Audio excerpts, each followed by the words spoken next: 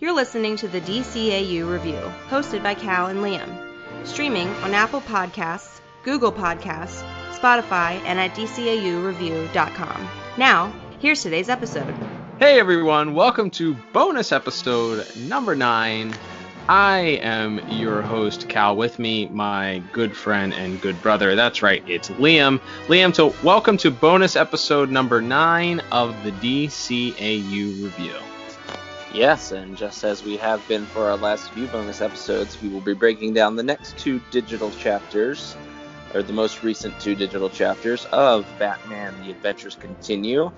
And stay with me on this one, Cal. I'm gonna try to explain the chapter numbering and order of this. It's only slightly more convoluted than the timeline right now, but go ahead. So we are covering the story, which is called Red Sun Rising, parts 1 and 2. Got it? This story will be combined, these 2 chapters will be combined into one issue, which will be the physical Batman: The Adventures Continue number 5. Uh-huh. And these, in toto, these digital chapters are chapters 9 and 10. Whew, man, that was quite the journey. All right, I passed. All right, way to go. Yes, so we are covering this, and this, Liam, is maybe the most anticipated yet the most controversial issue that we've had yet for a multitude of reasons. But I think we knew for quite a while that this was probably going to throw a wrench into some things based on what we thought about Batman continuity, and certainly opens up the door to question whether or not this comic truly is in the DCAU continuity. But we will talk about that a little bit later. It is basically breaking down Jason Todd and how he fits into this Batman, the animated series / the new Batman Adventures timeline. And man, it's interesting. I think we can get into breaking down the actual comic plot here in just a second, but overall, I think that I liked some things that they chose to do, and other things I was not a fan of. I think that's fair. I think when you do something when you make a change this drastic, no offense to Nora Freeze, but this is a lot bigger deal. Like, this is a lot bigger of a change to the story. Right. As we knew it, the idea that there was a third Robin in the mix, that's a huge deal.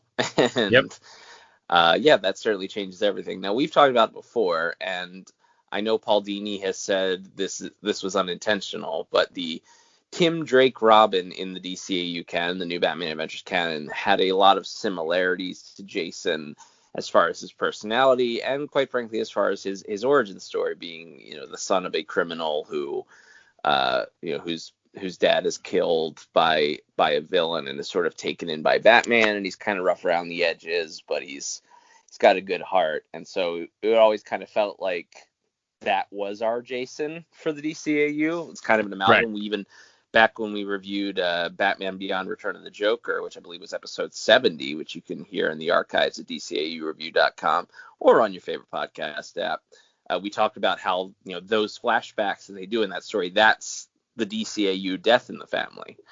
Right. With the twist being that instead of killing Robin, the Joker does much worse things to him in some ways. Right. So we always I think everyone was kind of satisfied with that as far as the Robins go. Like, yeah, in some alternate world, it would have been interesting to see a Jason character, but because of how they did Tim Drake, I think everyone just kind of assumed, all right, well, that's that. So yeah, I understand whether, beyond all of the timeline and continuity and all of the super nerdy stuff that we'll certainly get into in a little bit here, I understand just the idea of introducing Jason Todd and saying, yes, not only is there a Red Hood, a Jason Todd in this world, but he was also a Robin, and he somehow was fit in between when Dick Grayson quits in the Old Wounds episode and when Tim Drake shows up in Sins of the Father. So it's a pretty big pill to swallow, whether you like it, whether you're excited, whether you don't like it. It's just a lot to take in. Yeah, that's the most succinct breakdown that I could hope for. Let's talk about let's jump into the comic a little bit here. So we last left our heroes and anti-heroes at the end of the Darker Night issue, which you can hear our breakdown of that on our previous bonus episode in the archives. But there was sort of a cliffhanger panel that showed that the mysterious person that's been stalking the Dark Knight and his compadres and his adversaries this entire run thus far was spotted at what appeared to be the amusement mile, which is where the Joker was hanging out, spying in on him, and the Joker happens to notice him being spied on through the window, and of course we see that is who we are assuming yet to be named Jason Todd. So of course this issue opens up with the Joker and another new character that was introduced, Liam, to this DCAU continuity, a brand new guy named the Straightman. Yes, he is. I have it just as I did with Mr. Wing, who, let's just talk about it for a second. Mr. Wing is just blowing up. Like he's taking the world by storm, and I think we should take personal pride and responsibility for his rising status. I think we've really done a good job of getting his messages out there, radical as they may be. Yeah, and if you are interested, let's just take this time to give a little plug ski. If you are interested in rocking your Mr. Wing gear, you can check out our shop at DCAUreview.com. Click on the link that says shop. You can go to our store. You purchase yourself a Mr. Wing hat, a Mr. Wing mug, a Mr. Wing sweatshirt, whatever you're looking to rock. If you believe in some of the radical ideas that this guy has, which we're just learning more and more about these radical ideas every day. I think the one that our friends at the Watchtower shared this week, he was on there in one of their Discord threads this week talking about how Star Wars Episode 8, The Last Jedi, is the best of all of the Star Wars films. So, wow. I mean, that right there, I mean, if that doesn't tell you the type of radical mind that we're dealing with, outside of the fact that, that humans should have a living wage or, some of the other things that we've heard reported, he apparently has a manifesto out there someplace that we're just waiting to discover. So as more is being leaked from citizens of Bird City that were responsible for ousting him into our DCAU world, we are just learning more and more about his radical ideas. But anyway, back to this story. So the Straightman is introduced to this story here. He's sort of just like this muscle-bound lackey for the Joker, I guess. Yes, but he's also a literal straight man in that he is setting the Joker up for punchlines. Right. The one thing that was confusing to me, and again, this is one of those things where it was very similar to the idea of Mr. Wing, where this character is only in it for a few panels. He plays sort of a somewhat pivotal role based on being the lackey for the villain, or a major villain, Mr. Wing, of course, to the Penguin, and the Straight Man to the Joker here.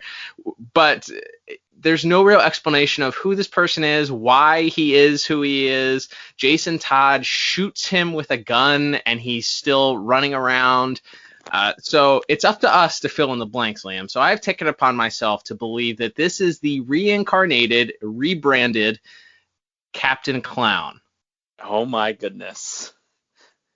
I think that after the Joker lost Captain Clown in the last laugh, that he felt this gaping hole. There was some emptiness that was left by him, but he couldn't bring back Captain Clown again. I mean, it wouldn't make any sense. He was killed. He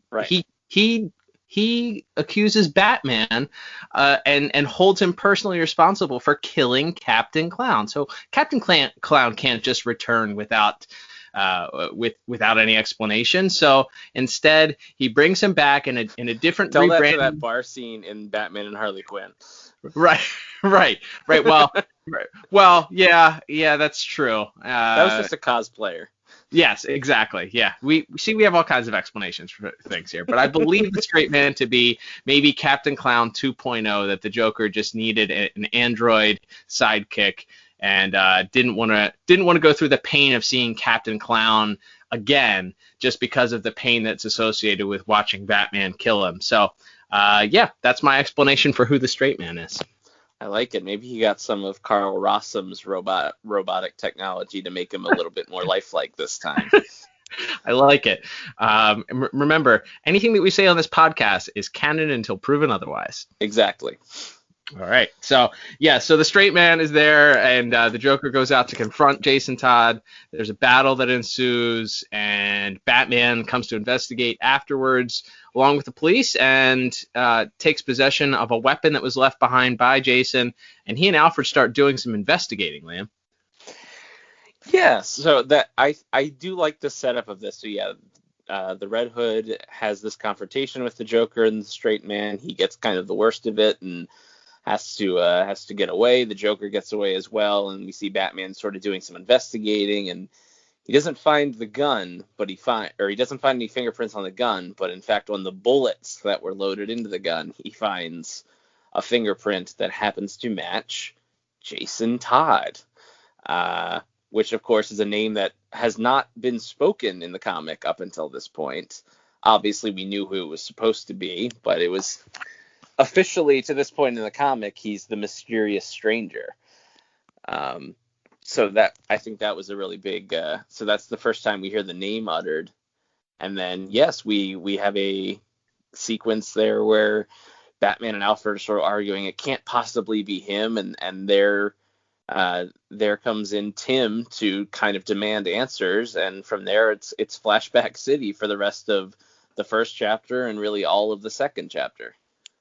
Yeah, so Tim demands answers, and he sort of just, I guess, Liam, this sort of, you could chalk it up to more of the comic origins of Tim Drake.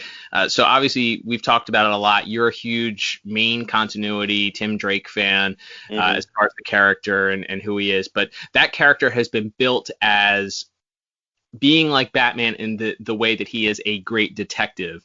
He has the ability and the knowledge in Batman. Each of Batman's sidekicks sort of have a variation or an offshoot of Batman's skill set, and Tim's is his ability to be a detective and his detective work. So it doesn't take much detective work as Tim walks in and blurts it out, but I guess you could chalk that up to, well, this must be the second Robin that you never talk about. What? Well, yeah, and that's kind of the weird thing. And I guess we see later on in the second chapter, or the second part, chapter 10, of this story that, I mean, yeah, it was like widely known that there was the second Robin. We see like a montage of him fighting various villains, including the Firefly for some reason. Well, we'll talk about that. Yeah, we'll get to that. But as well as Lockup, and then he has this big confrontation in the middle of a news studio with the Scarecrow. Don't forget his dismantling of the ventriloquist and that's Scarface. Right. He decapitates Scarface. Yeah. So like apparently it was widely publicly known that there was a second Robin, and it's, you know, unlike, say, in the books where there was some deniability, where he was in the same suit and had the same hair color as Dick Grayson, this version has red hair and a completely original Robin suit, you know, a different belt, different boots, different mask, and different hair color. So there's no deniability there. So everyone apparently knew there was a second Robin, but no one talked about it, I guess, because of this as yet to be determined tragic end that he suffered. Even fellow rogues never brought it up, and, you know, other villains in the city never brought up, hey, whatever happened to that second guy? Well, it's funny because there is a scene that they cut to where the Joker and Harley are watching, and we're jumping around a little bit here, but as Jason becomes more and more violent, which was definitely a callback to his persona in main DC continuity, and he's sort of escalating violence against villains. There's a clip, or there's a panel with the Joker and Harley Quinn watching a clip of Jason beating up the Scarecrow, talking about how, and the report is talking about how violent the Robin is, and Harley says that she knows a good psychiatrist that could help out. So that was pretty interesting. So they at least know that there's something up there, but again, it is never, at least in the episodes that we've seen, or certainly the books that we've seen, been brought up that, oh yeah, there was a second Robin that that whatever this tragedy that they're going to talk about in the next chapter befell him. And so anyway, back to the actual origin though. So as Alfred is explaining to Tim, Bruce tells Alfred to explain to him. So we get Alfred narrating the next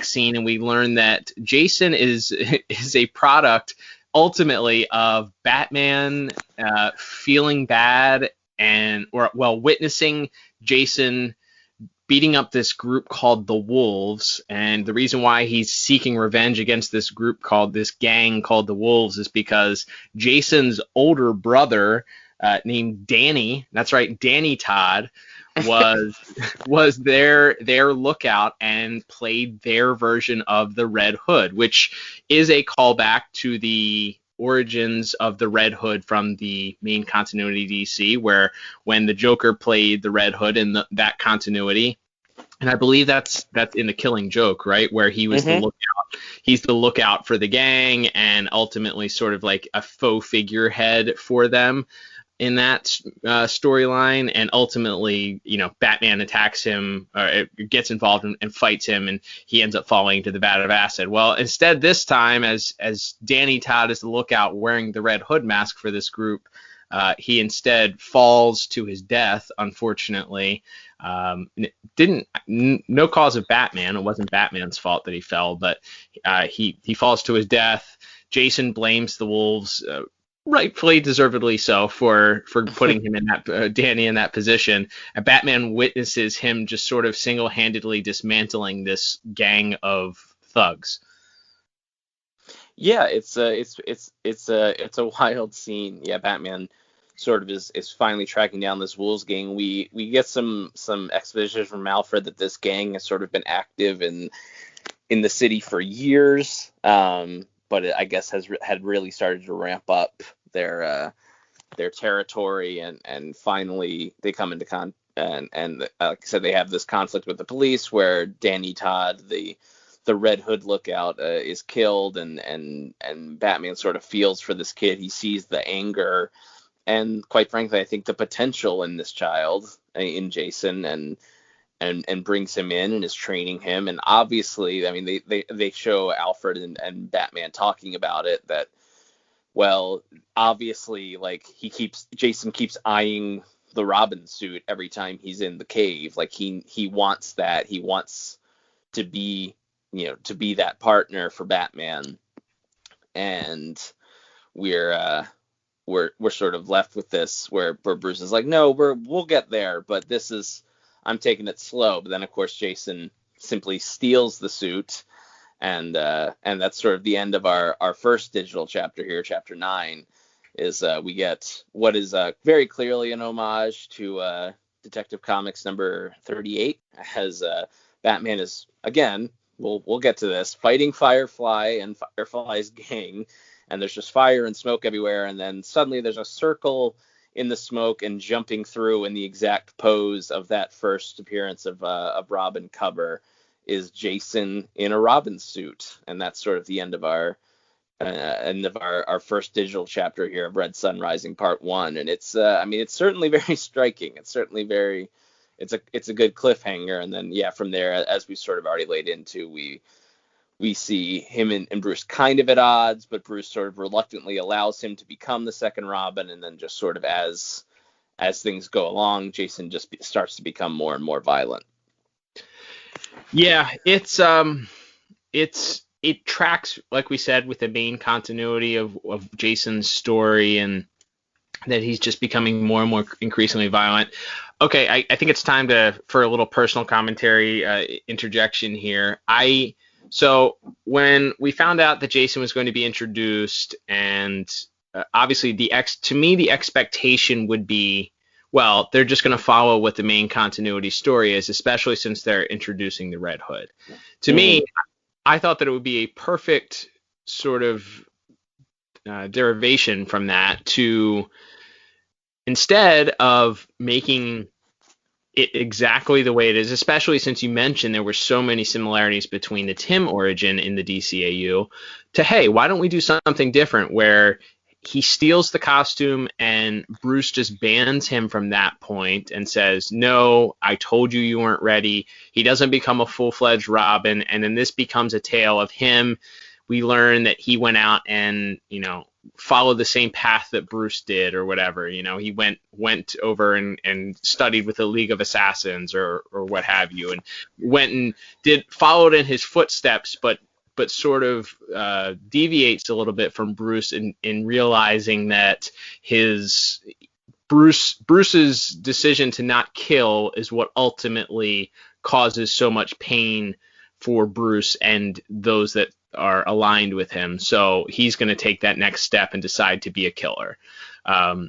So that was my hope. My hope is that they were going to say, we're going to kind of subvert your expectations. We're not going to do the exact storyline. Yes, this is the same character. Yes, this is, he eventually becomes the Red Hood, but we're not doing things exactly the same way. And I thought that they started out that way because you have him trying on the Robin costume and he breaks into that scene. And then the very next scene that starts off chapter 10 is, him and Bruce fighting in the Batcave, and Bruce saying, I told you weren't ready. And I told, we weren't ready for this. I don't, and Alfred has to physically stand in between them and tell them that, hey, you guys have to come to a decision on this. It would have been great to me if they had decided at that point to say, Bruce says, no, I forbid you from being Robin. And then Jason takes this path of vengeance against Batman to be what Batman can't be. Instead, it looks like Bruce just against his better judgment, which I guess is the thread that kind of follows this chapter for chapter 10, is that despite Bruce knowing better that this wasn't the right thing to do, he ignores that because of his care for Jason, I guess, or because his desire to believe the best about Jason. And that's kind of the thread that's followed here through this escalation of violence, and ultimately the final straw in what ultimately leads Jason to leave. Yeah, and so I guess we can talk about that. Yeah, I didn't really have a strong feeling one way or another on where they were going to go. Mm-hmm. Like I said, beyond sort of the obvious, what we've already talked about, just sort of the jarring adjustment of saying, oh, by the way, there was a third Robin. Or that Jason Todd existed in this world. I think early on, especially when we first saw that line of figures and we saw the vampire Batman and the Batman Who Laughs and some of that stuff, I thought, well, maybe we're going to be angling at like an Into the Spider-Verse for Batman, and this is going to be like Jason falling out of some parallel universe into our world and taking revenge on the DCAU Batman, even though he's not the one who actually hurt him. But that's obviously not what they went with. Right. I don't hate this on the surface. I do think it, and again, this gets into the more it is tough. It's tough because immediately, especially when you're in as deep as we are as fans that do a podcast about the show, who sort of, read and reread all of these books and watch and rewatch all these shows, it can be hard to just objectively look as like, hey, is this a good story or not? Because there's so many thoughts when you're going, wait, why is Firefly there? He's in the BTAS suit. When he fought Firefly for the first time, he was already in the new Batman Adventures suit.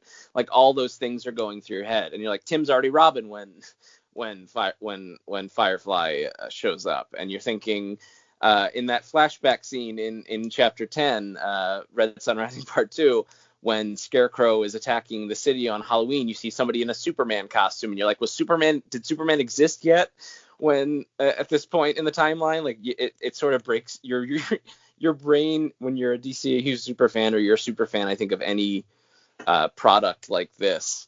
It can be hard to just like look at it in a bubble, right?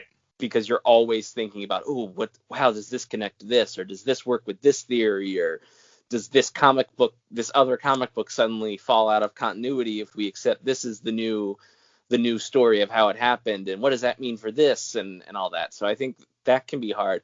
Like, in a bubble, as best I can, I generally liked this version of Jason. Like, I think it's they did do as good of a job as they could of differentiating him from Tim, again, despite the fact that they have similar origins and some similar characteristics. But to me, it's like as sort of as much as Tim Drake in the New Batman Adventures has kind of an edge to him, and he's like this, this tough, streetwise kid. There's never a doubt, even from that first episode, that he is a very good-hearted kid, and he wants to be a hero. Right. And here with Jason, especially once we see, like we said, there's sort of this montage of him beheading the Scarface dummy and pulling a giant fire escape down on Lockup, and nearly killing the Scarecrow. And you're seeing that, no, this guy had this chip on his shoulder that started way back when crime killed his brother, and he just he is not there to protect the innocent, he is there to punish the guilty. And so I do think, in a bubble, removing all the timeline stuff and all the nerdier stuff that we will absolutely get into in a minute here, I do like that. I think they did a very good job of differentiating Jason from Tim, which I was certainly worried about when I thought about the prospect of them introducing Jason in this book. But to have him sort of be this sort of cynical, almost maniacal character right from the get-go, I think is really good, and I think they did a good job with that. Yeah, I can see that. Yeah, this ultimately, I think what you said is correct, that it trying to fit this into everything and trying to please the people that are such hardcore fans about this, like ourselves, is a difficult task. We talked about that a little bit last week, or last bonus episode, with the Nora Freeze thing. So trying to please everybody, maintain continuity, write a new compelling story, all of that, while also meeting required content due to a action figure toy line that's tied into it. That's a tall tale, or a tall task to have to cover from a creative standpoint, I imagine. With that said, I think obviously, as fans, we're allowed to be critical, and we're allowed to say we do or don't like things. That's the beauty about fandom. You're allowed to say, hey, I really liked this aspect, and there are parts that you can like and other parts that you cannot like, and that doesn't have to necessarily affect your enjoyment of the entire product. If you can like something overall, like for me, I think overall this whole series has been a win. Just, we've talked about it over and over again, between the gorgeous artwork that we'll talk about in just a few minutes, the gorgeous artwork, the return to these characters, more DCAU content, familiarity, introducing new concepts, revisiting old heroes and villains, the nostalgia aspect, great cover artwork. It's been just a great experience overall. With that said, it's not without its faults, and it's not without things that kind of make you go, what? So So with that said, I personally would have done Jason's story a lot. I would have gotten away from the standard Jason story as much as I could have, subverting those expectations, just because now I feel like it opens it up to so much stuff that's so much more criticism, I guess, than going with more of an original story, or fitting it in, and trying to kind of jam this square peg into this very, very tiny round hole. Yeah, no, that's fair. And like I said, it's difficult. It's really difficult to judge this solely as whether or not it's a good story or a good take when it's all so wrapped up. And the fact is, for better or worse, it is connected. To sort of play the other side of the argument, it is connected. It was made very clear, this is meant to be a continuation. It's literally called The Adventures Continue of this Batman character that we've been following since 1992. Well, I was born in 93, but you know what I mean. Right. It was meant to be that. So when you say that, and you then begin to sort of play with the mythos and add in these big tentpole moments, and you add in an Azrael, and you add in a Deathstroke, and then most importantly, obviously, you're adding in Jason Todd and the Red Hood. Like it's gonna shake things up, and not always for the better. Like I said, I still think I see where you're coming from. I tend to agree with you that it would have been interesting to take a different tack with it. Yeah, to have him maybe put the suit on once and then have it not work out. And I've seen people compare it to like the villain in the first Incredibles movie, where Right. he's but I wouldn't even say it would need to be that, because in that movie that guy's like a super fan, like borderline stalker as a kid of Mr. Incredible, and Mr. Incredible tells him to get away from him, and that sort of turns him against him. Whereas that's not really what happens here. It's just that, again, Jason is looking at it more of, I will take this mantle and then I will use it to punish people. And Right. and Batman, as much as striking fear into the hearts of criminals, as much as that's important to him, the more important thing, I think we've talked about that a lot lately. Actually, just in our most recent regular episode, Day of the Samurai, the value to human life that Batman has. It's not just about punishing the villains. It's about protecting innocent people and keeping them safe and giving them a reason to hope and continue fighting on. And obviously, and so I think that clash is interesting. And could you have done that sort of ideal clash without having it be like, oh yeah, and he was Robin for 6 months or whatever before they sort of have this falling out, which is sort of what we get to at the end of the book here is, after Jason nearly kills the Scarecrow, Batman's sort of still in denial, and he's telling Alfred, oh, he must have been affected by the fear gas. Like it's not that he's just like a vengeful monster. He must have been affected by the fear toxin. And Alfred's like, no, I checked, and he wasn't.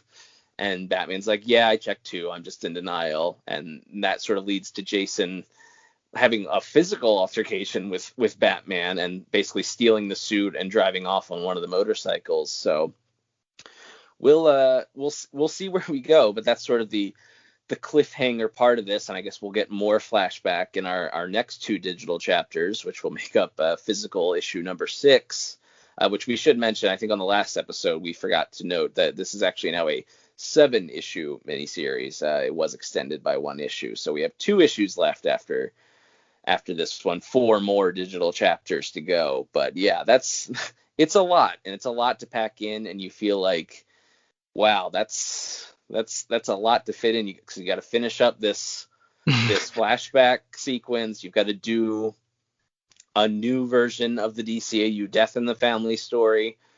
And again, I'm similar to you with what you were talking about with Jason being Robin. I'm hoping it's not just the Joker beats him with a crowbar and blows him up. Right.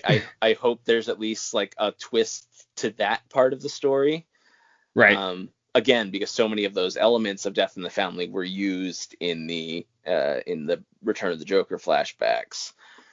So I would like to see them kind of at least take a left turn with the quote unquote death of Jason. Or I'd also think it would be interesting, and I think the Arkham games actually did this a little bit too, is they didn't kill him. They basically say he was like trapped in this abandoned wing in Arkham Asylum for a couple of years and then sort of broke out.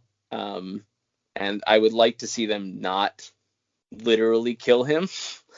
I think that and do the Lazarus pit and all the weird sort of magic that had to bring Jason back in the main continuity book. So I hope at least with the quote unquote death of Jason that there's at least a swerve coming there, but we'll see.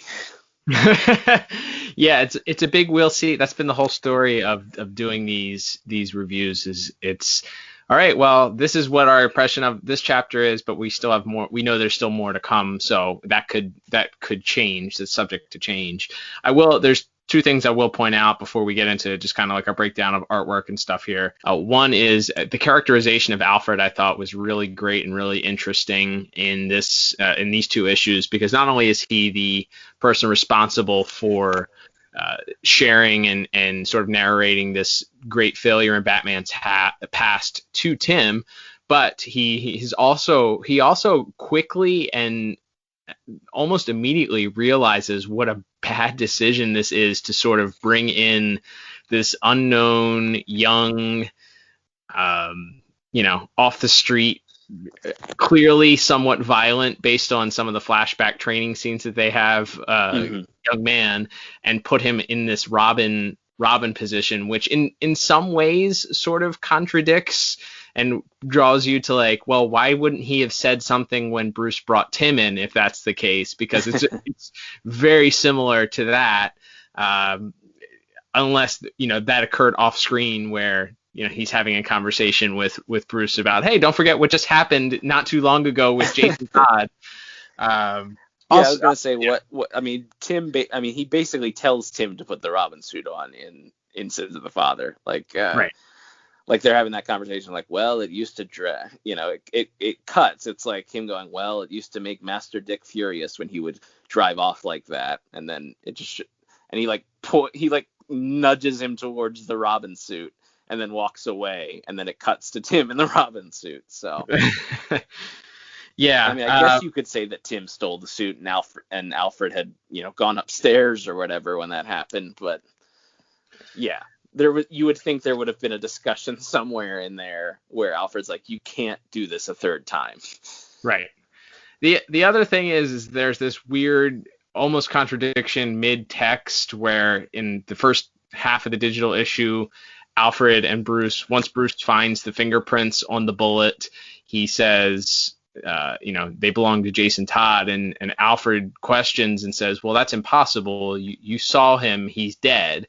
And then in the very next issue, Bruce is having this conversation with Jason as the Red Hood in this in the den, the abandoned bar where he first met Jason, and he exclaims to Jason that he looked everywhere for him. Now Jason says, you left me for dead, and Bruce says he searched everywhere for him. So again, this could be something that's sort of rectified or explained in the next chapter, but it also feels like there's a brief contradiction there in the text itself, as they weren't sure what was happening with the story or how things were specifically going to work out. So it just causes me to question are things being changed sort of midstream here? Are they deciding, hey, we decided that this isn't the direction we want to go with this character. We're going to kind of go more streamlined towards the main DC continuity, because it would seem,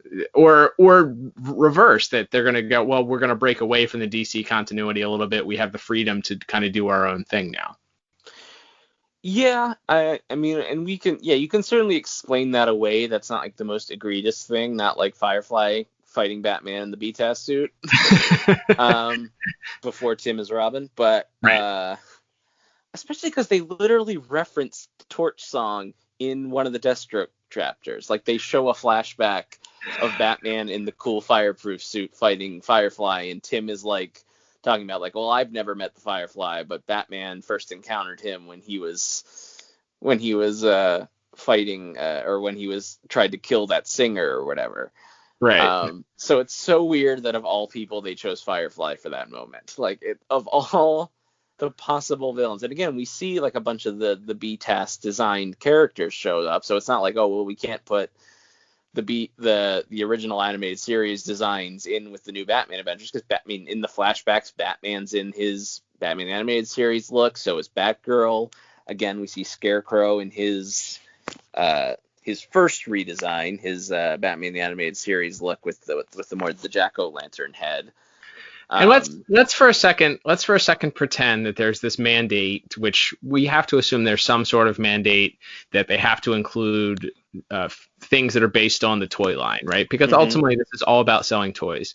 So just off the top of my head, other characters that you could have used from the BTAS line that have been incorporated in the toy line, you have Killer Croc, you have the Riddler, you have Two-Face, you have Poison Ivy, and Ra's al Ghul or Talia. Like those are other villains that you could have used outside of the ones that we also see listed in this issue.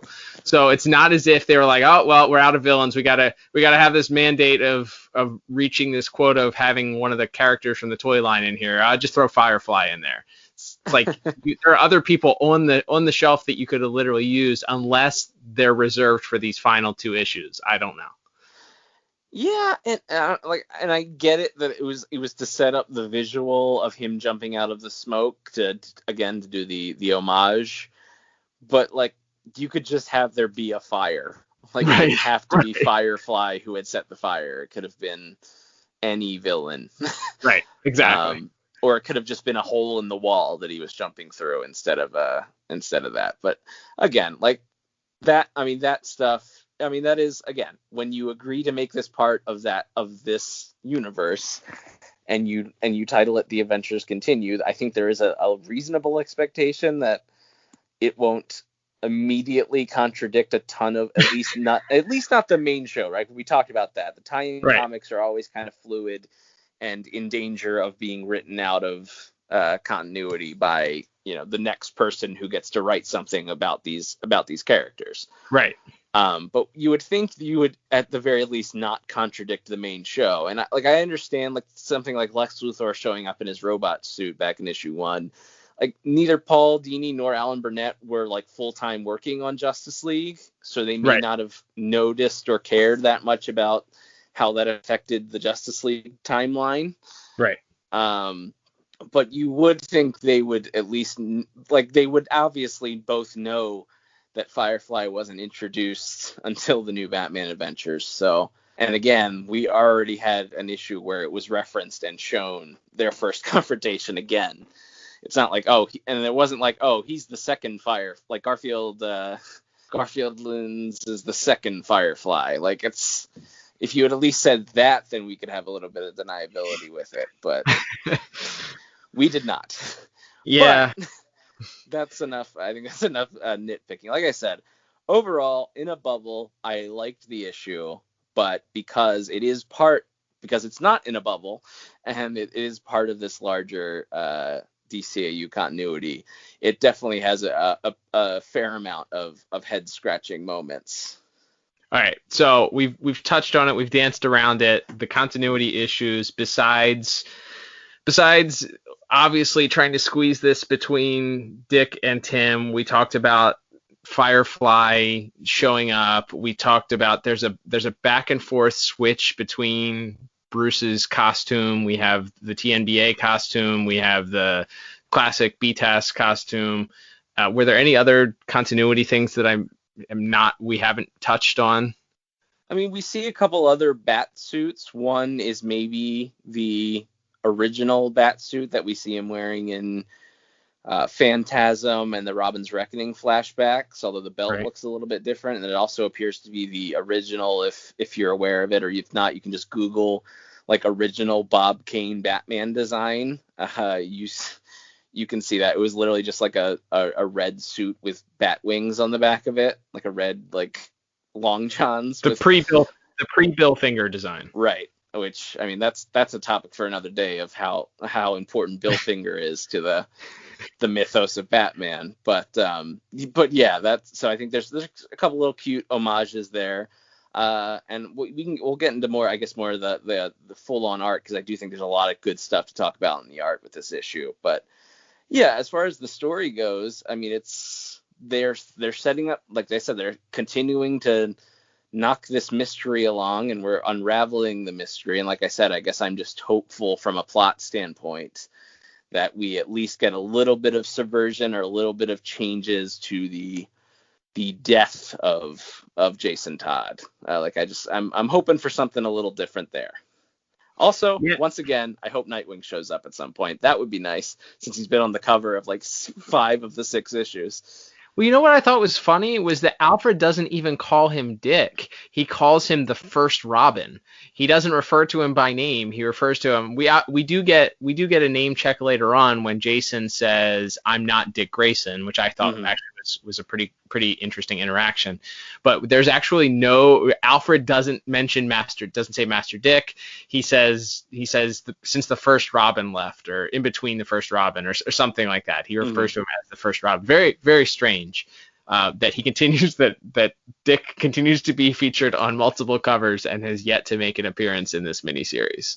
Yeah, and I forgive it more on the alternate covers, because the B covers or the variant covers tend to be just whatever. Like, a lot of them are just doing like full like cast shots with all the villains and stuff, and that's cool, and I like them a lot. I mean, don't get me wrong, I'm not complaining. The covers for every issue so far have been phenomenal.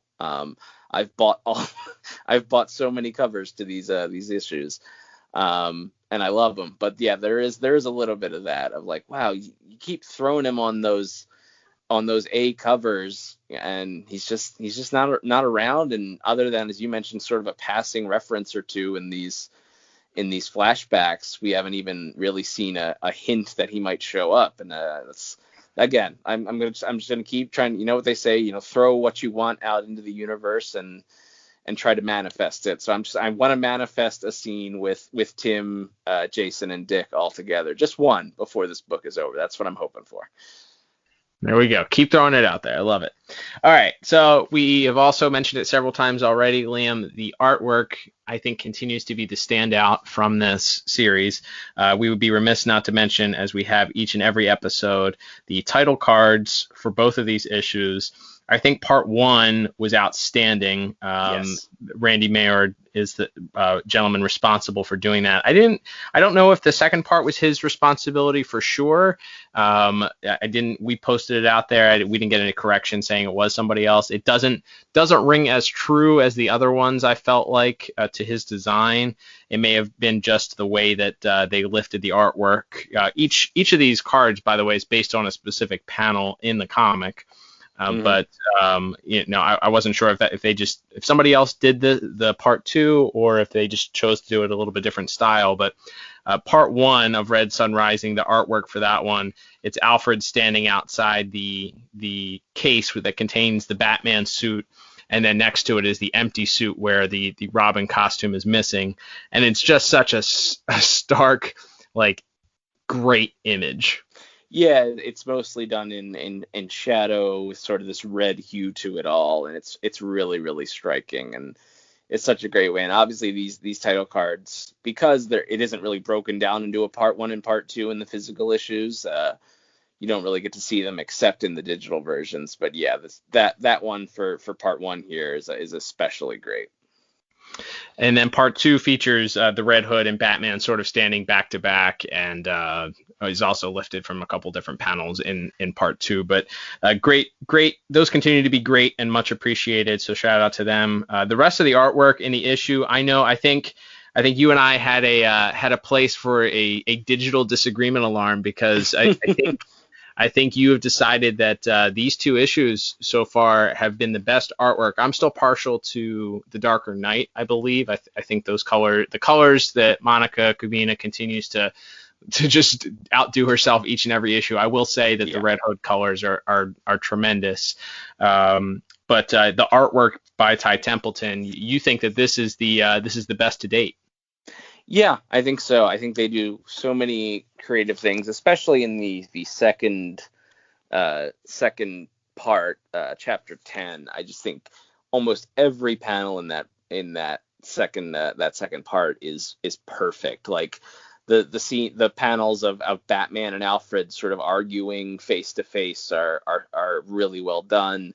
There's a great shot of when the partnership is officially formed of Batman and Jason shaking hands, that I think is phenomenal. And then I like I said, I love the montage of Jason just brutalizing the Gotham rogues. I think that's really clever. And I guess that's something we can talk about. The actual Jason Robin suit design, it is not just him in the red and green Dick Grayson suit, nor the red and black Tim Drake suit. This is completely his own thing. It's similar to the Grayson suit, but he's got a different belt. The R is a little bit different, and then he also has a red mask and boots. So what do you think of the second Robin costume? It probably wouldn't be my color scheme, but red and green also wouldn't be my color scheme as a whole if I was designing my own costume. with that said, I think that this was a unique opportunity for Ty Templeton to decide to do something different. He saw it, he seized it, and he absolutely crushed it. I think that the coloration, I appreciated that. Also, I think you mentioned it before, but Jason, they went with his red hair look, which was also a nod to his first appearance in the original DC continuity. I believe he dyes his hair black. There's a famous panel from one of the issues where he decides to dye his hair black before becoming Robin. But that character had red hair. This character chose not to do that. He sticks with his red hair and his red boots go with it. I mean, it's why else? I mean, it really hammers home that whole red idea, the red hood, red. A nod to his brother. And I think they did incorporate some things, as you mentioned. So the belt looks very, very similar to the belt that was designed on the original Tim Drake costume in the comics. Very similar shape and styling. I think the boots similar as well. Obviously, he didn't have red boots, but the cut of the boots are sort of very similar to that. So if you're going to take certain things about different characters and you're kind of going to do these mashups, why not draw from inspiration that's already familiar but put your own spin on it? And then Monica absolutely killed coloring again for both issues, but I think in issue 2, you mentioned a lot of the highlights already, but certainly that final scene, the culmination of these 2 chapters where Batman meets Red Hood in the abandoned bar, and there's a explosion that occurs. Her coloration of fire and just the way that everything in every panel glows with this sort of red-orange hue while maintaining the coloration of the characters themselves. It's just perfect. Like, it's so good. Yeah, especially that last as you're mentioning that last little confrontation between Jason and Batman to end the issue. It starts out they're in this, as you mentioned, the old Wolfgang hideout, the den, and it's abandoned and run down, and it's, of course, all the lights are out, so a lot of the shots are Batman in shadow, and it's really atmospheric, and they have this conversation, and Batman's trying to reason with him, and then, yes, as Jason sort of alludes to, it's like, well, he kind of tricks Batman, and he basically shoots a bunch of bottles full of gasoline and creates this giant fireball and explosion. Yes, as you mentioned, like, there's Batman sort of wrapped in his cape with the fire going behind him as Batman sort of comes to this realization that it doesn't appear there's any way he's going to be able to reach Jason, and that he's about to go to war with him. It's really well done, and it's not only in the narration that we're getting from Batman's sort of personal monologue, but also the art by Ty Templeton and the colors by Monica are so good, and so really just drive that point home of him being Batman. Batman's very much on the defensive at the end of this issue. Like, he feels the guilt of allowing Jason to die, or maybe die, who knows. And then also that sort of wrapped up with, like, this guy is ruthless and he is coming after me and everybody that I care about. So that's really, really, it was a really, really striking way. And especially those final few pages where they're in the bar and then there's the explosion. I think those few pages are my favorite pages of any of these issues so far. I just thought, between Ty Templeton's work and Monica Kubina's work, it was just picture perfect. They really nailed the atmosphere and the juxtaposition there of the dark, shady, atmospheric, brooding scene as they're sort of arguing, and then juxtapose that with this giant explosion and all of the light that comes with it as Batman's wrapped up in his cape, sort of looking back at the fire. Just incredible work by both of them in this issue, as it has been with every issue. But like I said, I think this one, between that and some of the scenes in the flashback with Jason as Robin, I just really think they nailed it in this one. It's hard to argue with you. I would argue with you, like I said, because I think that this is great, and certainly taking nothing away from it. But I think I love the blue coloring and some of the other colors used in the Darker Knight issue. Mhm. With that said, though, I think the artwork, I think we've probably said each and every bonus review that we've done of these issues, continues to carry this and make this so enjoyable and so fun. And what a dynamic duo between Ty Templeton and Monica Kubina. Am I right? Absolutely. Like they really couldn't have paired up two better people. Obviously, Ty Templeton's been drawing this DCAU style for years now. He knows it like the back of his hand, and then combining that with Monica's coloration, it's just been such a treat. And like I said, even when we're sort of all wrapped up in our timelines and our continuity and thinking about where this fits and how does this character show up here and all that, you're always just gonna, if nothing else, even if you hated the story, which again, I don't think either of us are saying we hated it. No. And in fact, I would say, again, in a bubble, I actually enjoyed it quite a bit. But I think even if you're not enjoying the story as much, if you've given it a shot and you're just not enjoying it, I think these books are still worth picking up just for the great art alone and the great team they've set up. As you mentioned, the Randy Mayer doing those title cards for the digital chapters, and then Ty and Monica doing just incredible work, issue after issue, chapter after chapter, in the interiors of the book. Just unbelievable work being done by them. Yeah, shout out to both of them. Keep up the good work. We know Monica checks out our podcast from time to time, so thanks, Monica, and thanks for all the hard work that you're doing. Can't wait to see what else. Don't forget, if you didn't hear, coming up this upcoming weekend, actually on the 22nd, is DC Fandom. I know Monica is doing something special for that with her DC Superhero Girls panel. So check that out. You can check that out at DC Comics website. Definitely go over and support her and everything else that she does outside of her work on this Batman: The Adventures Continue line. Absolutely, yeah. Some cool DCAU or DCAU adjacent stuff. Obviously, Monica's got other work that she's doing there. We also have Tim Daly coming back to voice Superman, as he'll be part of a script. He'll be reciting an old 1940s Superman radio script. He'll be part of the cast, of course, playing the Man of Steel. So some really cool stuff there if you're a DCAU fan, or if you want to support folks who have worked on these DCAU projects over the years. There's definitely some really cool stuff that we'll hopefully get to see this weekend.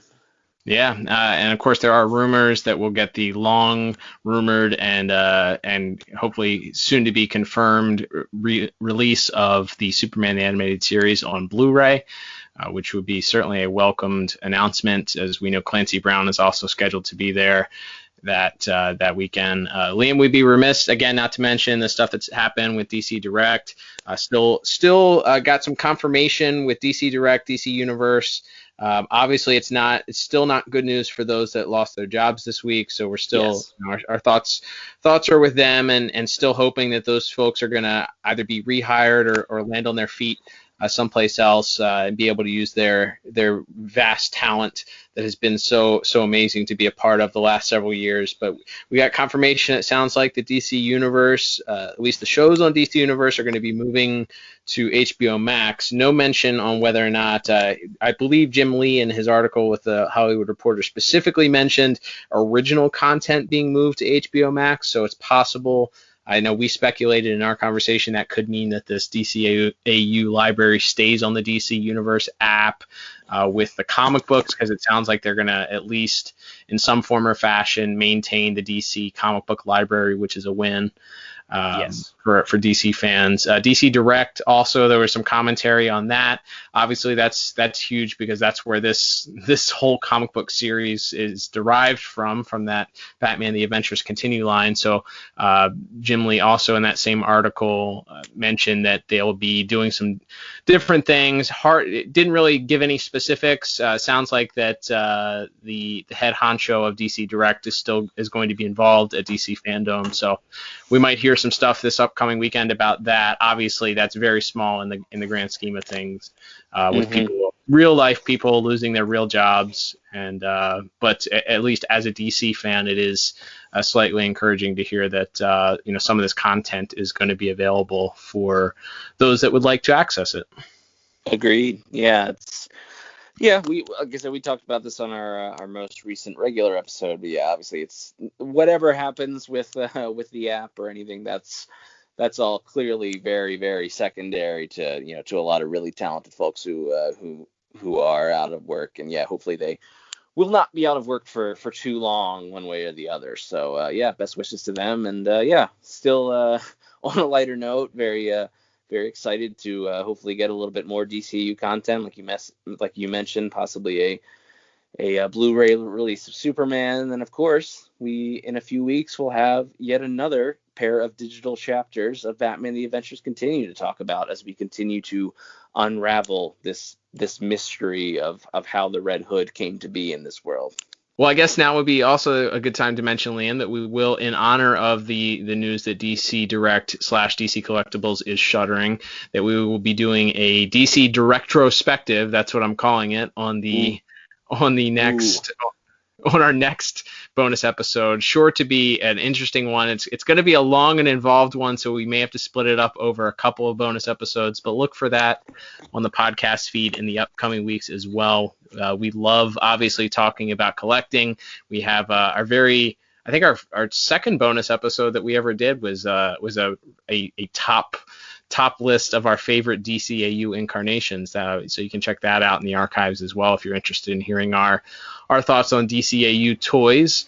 But yeah, we'll have that coming up. Then, of course, we have our mainstay standard episodes. We are still in the middle of a Batman the Animated Series month. We are reviewing Batman the Animated Series. We have a couple of episodes left this month, one of which, Liam, is actually going to be an Elseworlds tale outside of DCAU continuity that the fans have the opportunity to vote on.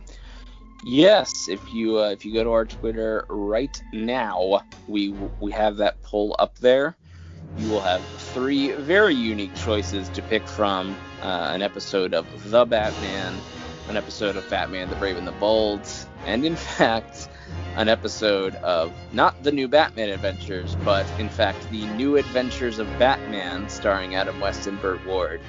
3 very unique choices, and you will have the chance to help us pick. And then on our regular episode this coming Saturday at 10 a.m. 9 Central, at the end of that episode, we'll reveal what won. So definitely let's go on. Definitely head to @DCAU Review on Twitter and Instagram, and be sure to chat with us, and specifically be sure to vote in our poll on Twitter. That's right. Don't forget, you can also check us out on Instagram @DCAU Review. Check out the website, DCAUReview.com, for all past bonus episodes and standard episodes. Don't forget to subscribe to us on your favorite podcast app, Google Podcast, Apple Podcasts, or Spotify, or wherever you listen to your podcast. You'll be sure to find us. But until next time, I'm Cal. And I'm Liam. And we'll talk to you on the next episode of the DCAU Review. Bye-bye.